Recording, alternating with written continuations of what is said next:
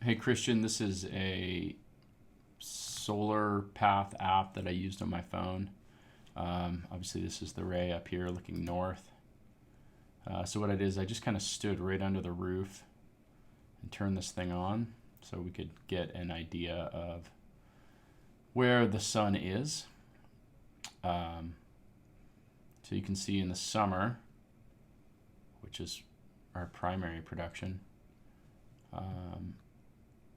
we're probably going to get some interruption from this tree, assuming that maybe this must be like late June, early July.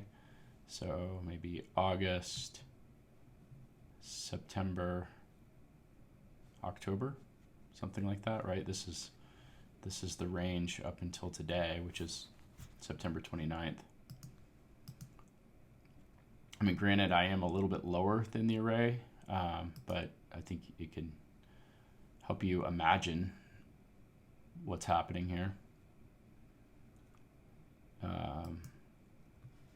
Yeah, I could see this tree potentially affecting it.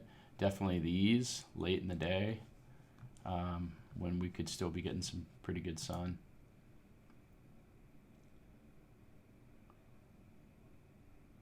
Five o'clock, 6 o'clock.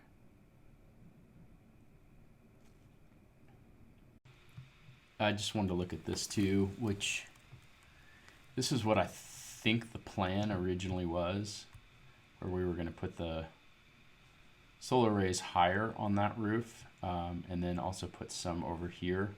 And then the installers decided to put everything on this roof, which actually looks really clean.